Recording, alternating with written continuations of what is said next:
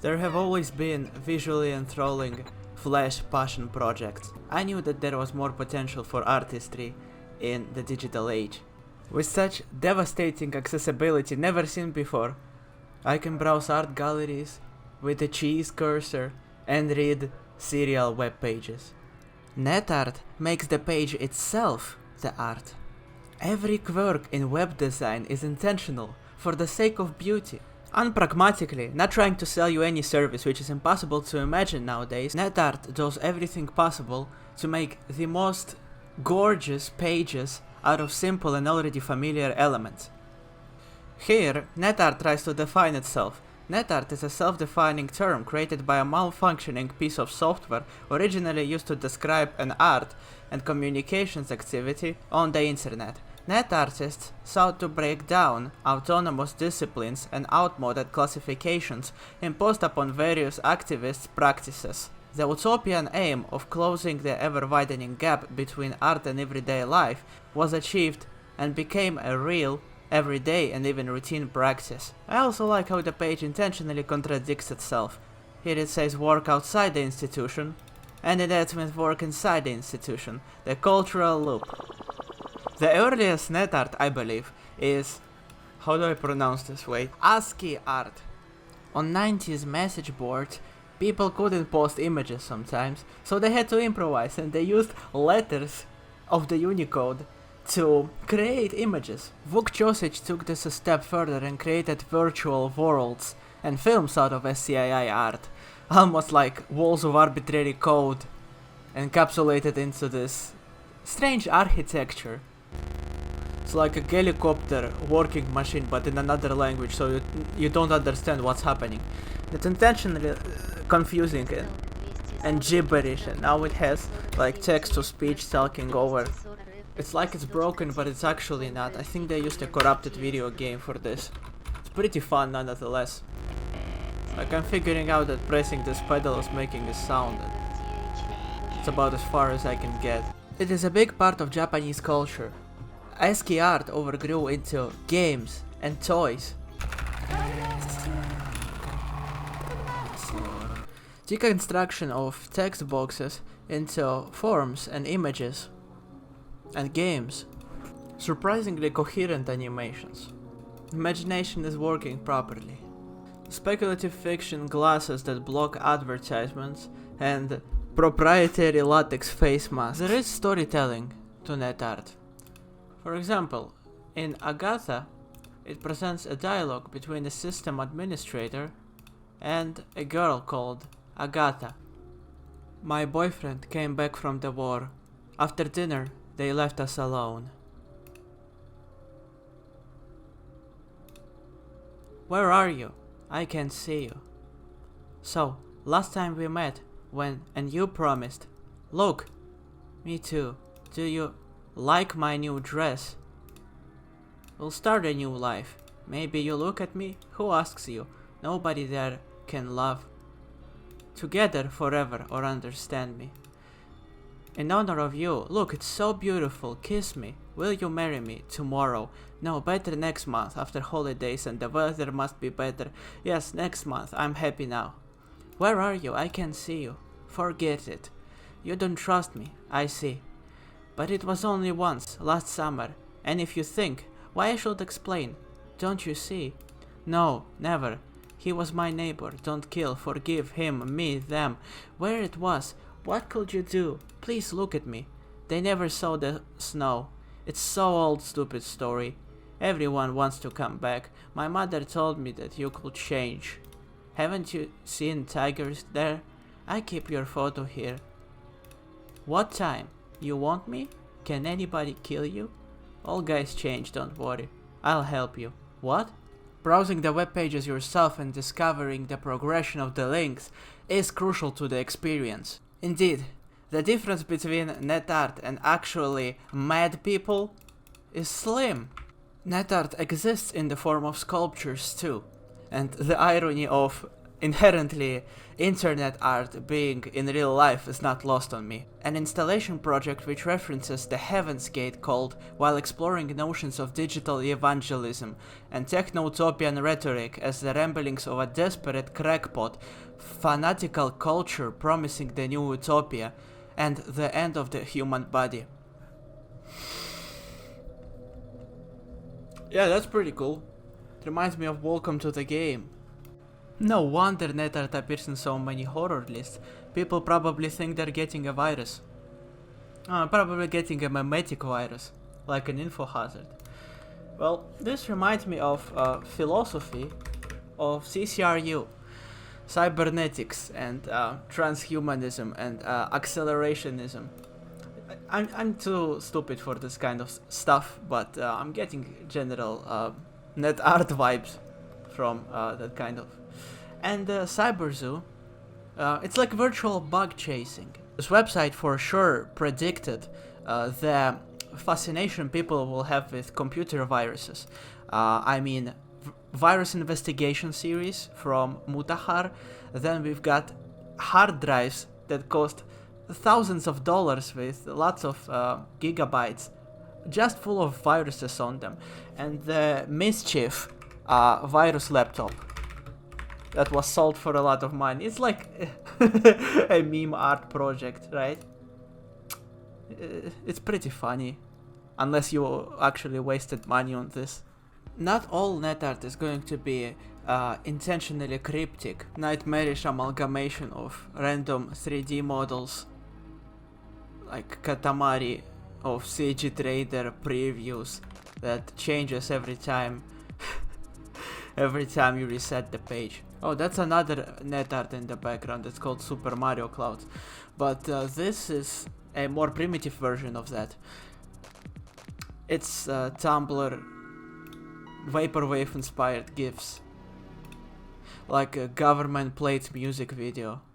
A lot of net art is inspired by virtual worlds and their relations with the real world. Screenshots of Second Life and The Sims that don't even try to hide the fact that they are screenshots. Taking the inspiration of virtual 3D ontology as the ideal human state, in the same way that Randy Prozac uses Sims animations in contrast with God Worship sketches of real humans, and it creates a creepy effect. I don't know how many of the artists sincerely embrace the techno-utopian virtual singularity, but I also like this one, the Folksamy project. Right off the bat, some Newground style animation, exposed broken links, and random technology related logos. It's like an alien was given bare minimum information about the internet and was asked to recreate it, but I'm getting traumatic memories of like not being able to close malicious web pages from this. I remember the website being closer to these screenshots. It had fetish videos of technology destruction superimposed in an interesting way. The Central City, brutalist net art. Back in the day, this website used to look a lot better, as you can see by the screenshots. But right now, not a lot of the pages work. That's why archivation is important. Still, a very exciting take on brutalist architecture. Net art is complex. Some of the pages are as long as a book, but that does not make it inaccessible. Ghost City is a very relaxing website about urbanism, rainy streets, and black silhouettes. It is designed like an old news website, like I'm about to be reading a news article from 2004. Even the graphics have the same color and dithering as magazines. This website is not heavy on text. I can only describe the text on this website as dreamy philosophy of shadows. Almost like you would expect there to be more context. This is almost like an emulation of walking outside. Strange, now I'm seeing more modern photos. What an unusual way to explore a street. I like how these photos are collected and put together very unintrusively. There is always a low frame rate in the GIFs, so it's never annoying. This girl continues to go forward on a swing only through the help of other web domains. And web domains, they do cost money, so if one of the domains dies, that means that she cannot be on the swing anymore. Play. Simple fun. Through the help of a whole community. Majestic. Stock photos. Spirit Surfers initially looks like a spam website with a lot of search engine optimization, but actually it's not. It's a deconstruction of web images taken out of context, finding beauty and absurdity in everyday content in form of a blog, in style of the Yay video games story. Bizarre maximalist advertisements among original blog images create mesmerizing art. Ready-made. It's like if Tumblr was actually good. This one is one of my favorite. Loosely connected images like sprites from old games. Mr. Yak, that's my profile picture on, and the different various graphics taken out of their context gives sensory overload. It's the sheer variety of the graphics that's baffling. You see, there's like a screenshot from an old program, clip art, some weird animation, a regular photo, old icons, and every time you refresh, you get something new.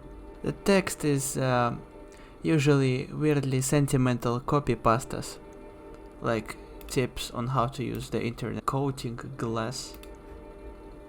Not impressed. See, there's Doraemon fanart, Amiga demos, toys, furry awakening stock photos, fractals, adult Flash, that's like 90s Flash, card game. These are not just random, there must be a strict criteria, or else the magic will fall apart. Creepy mask, I'm gonna download that, that looks cool. Nintendo 64 demos. If you don't read the readme text, it will delete your system32 folder. As I've said, net.art recreates the experience of browsing online and seeing something shocking when you are young and don't understand anything. Emulates that fear. Dog trash can. I really like graphics like this. It's like probably from an old GeoCities page. That wood texture is calming. Cozy. Cabin. Red boy genius. What's up, man? Man in gloves texting on a flip-flop phone. And a Nancy Drew like escape room game. I think that image is from Fawkes NeoCities webpage.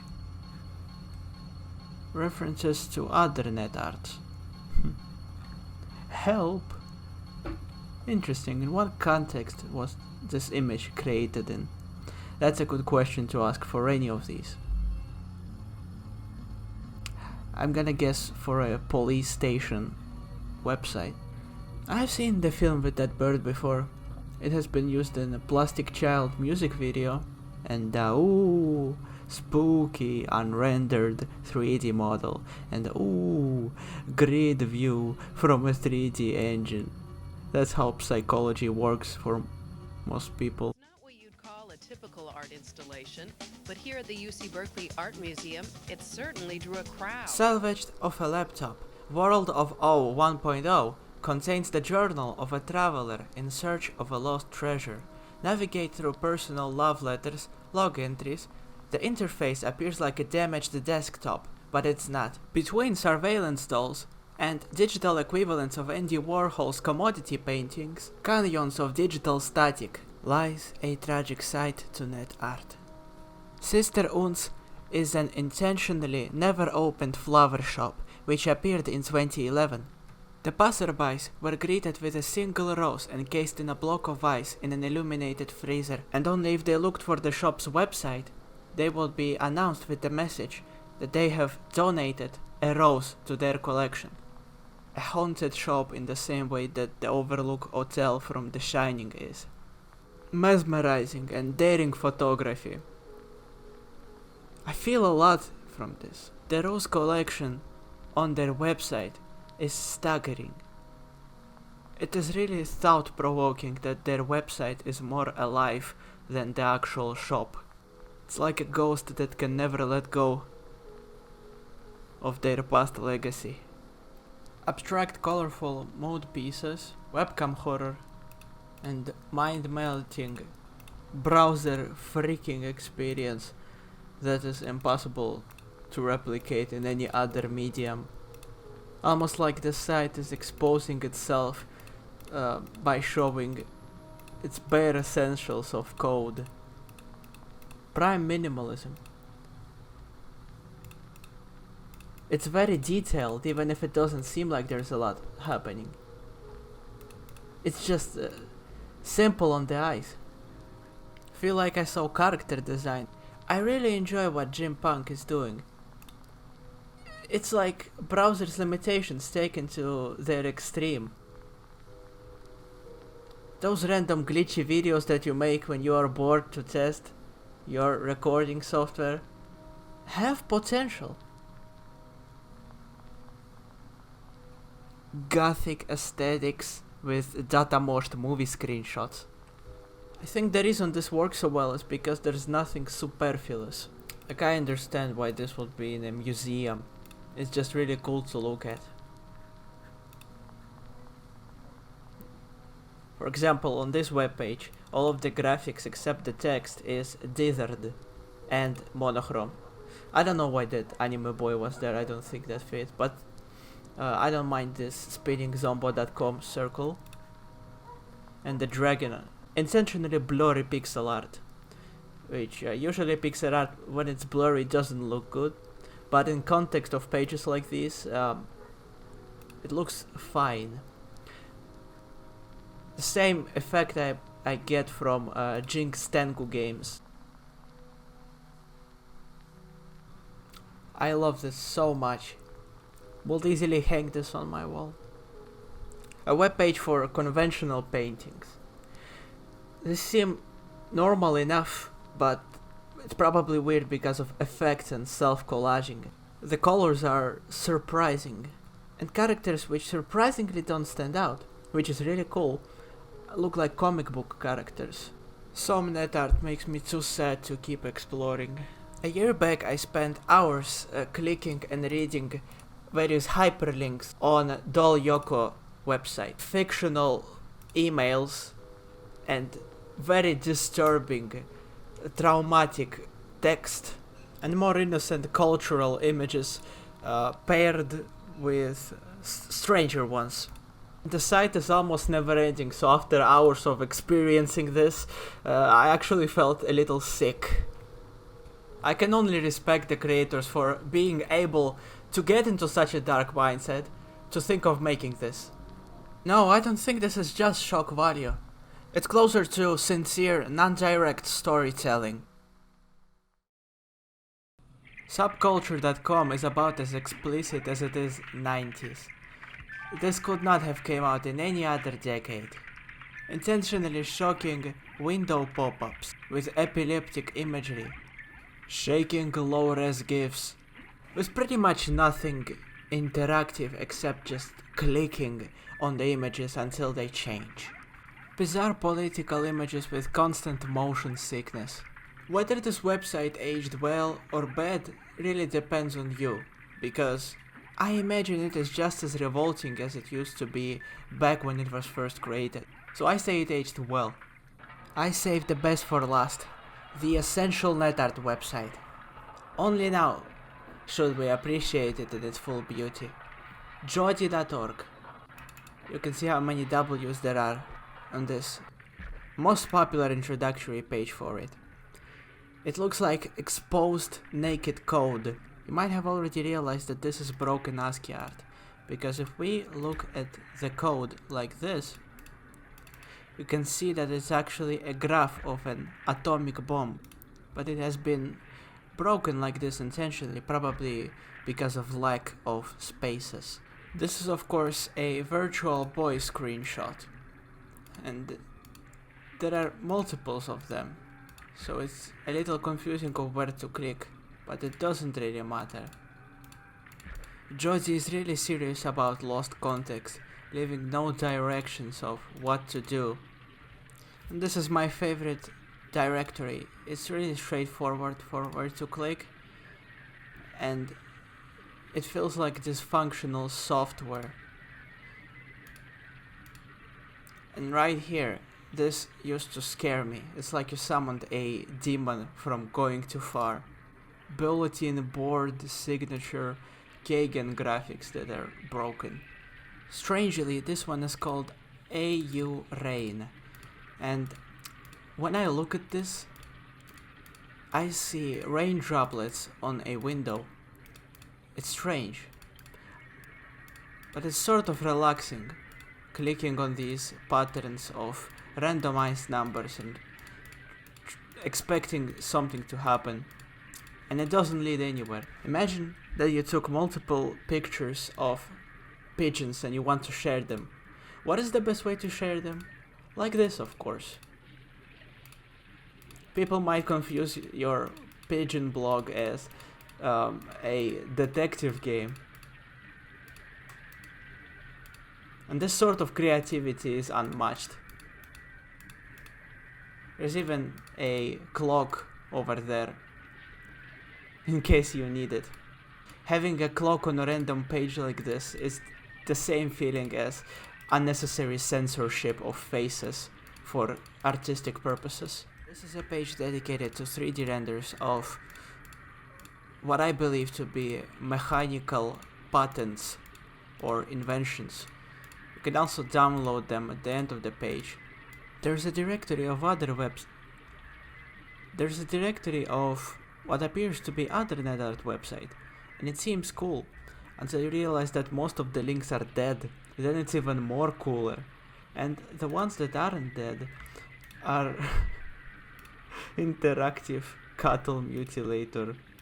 And how come some still don't believe the dead internet theory?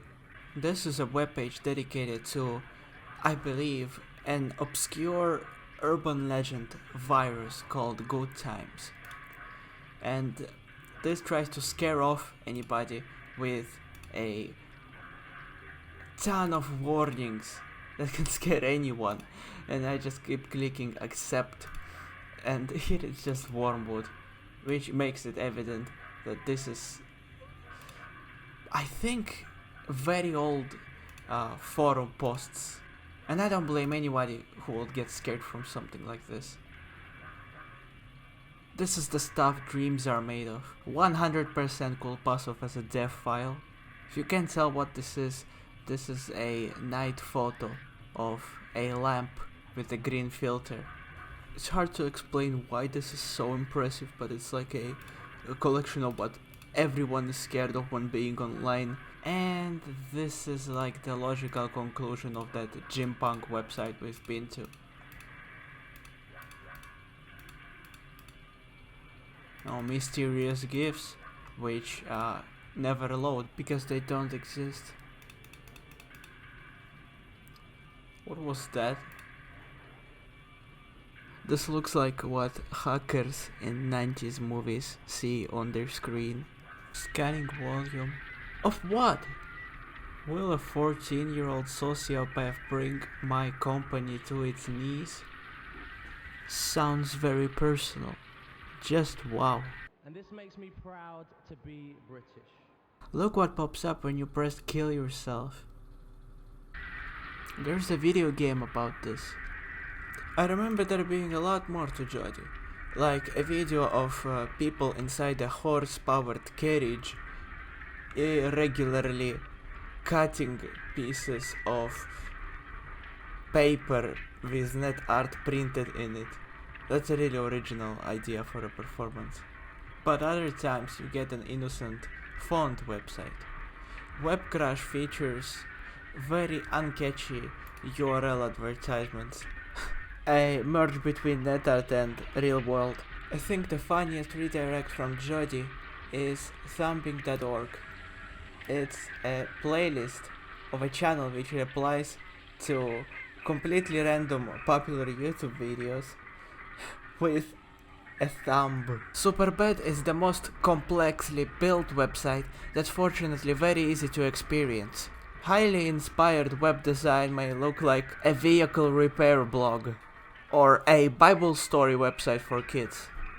A multi-layered, mostly original digital collage beholding different personalities.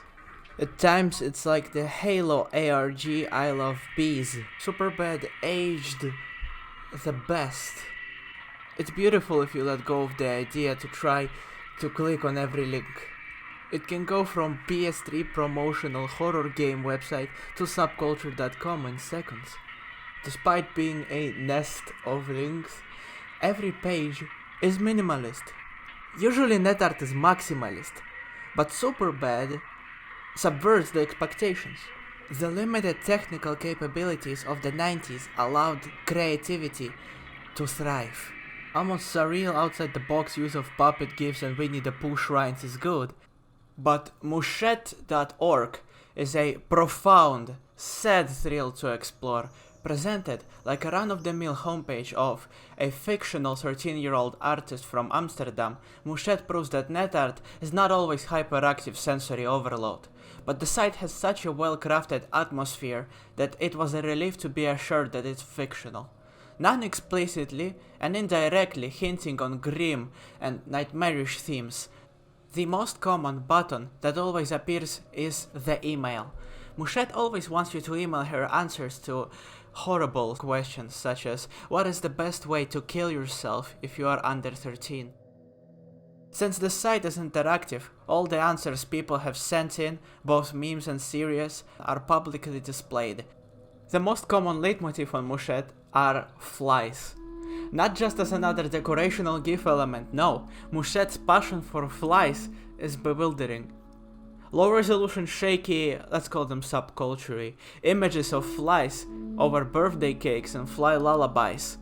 I found worthy of mention this little text quest like appearing accusations of you killing someone after pressing a button. It's a relief to find out the text was coming from a fly. Often the site gets sickeningly close to the visitor, literally. The most sickening page which made me squirm is called My Father. Mushette, who, keep in mind, is a fictional character, for whom my question is if she understands that she embraces decay through her self-expression, or not, etches Papa on raw beef to portray flesh and blood thing. Though not as common anymore, NetArt and websites inspired by it still exists. Even in places where I'd last expected. On itch.io there is. And let's not forget about Alien Melon, who made a lot of NetArt inspired games like Everything Is Going to Be Okay and Cyberpet Graveyard, and Macromedia Fish ARG, which utilizes windows and folders. I almost forgot Hypnospace Outlaw, which is NetArt gamified. So if you stumble upon bizarre companies that don't mention that they are horror, rest assured it's NetArt.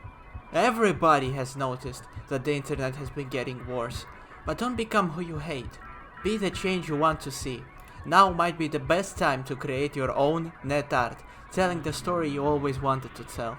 With such a large rhizome of history and constantly changing environment, it might seem impossible, but as brem.org says, stay zen. You mustn't get uptight. You mustn't worry. You must stay calm. And lastly, PaperRad, a hypnagogic pseudo-pixel NetArt crew, made a Cartoon Network show, which got 2 stars on IMDb. I just thought that was funny. Have a good day.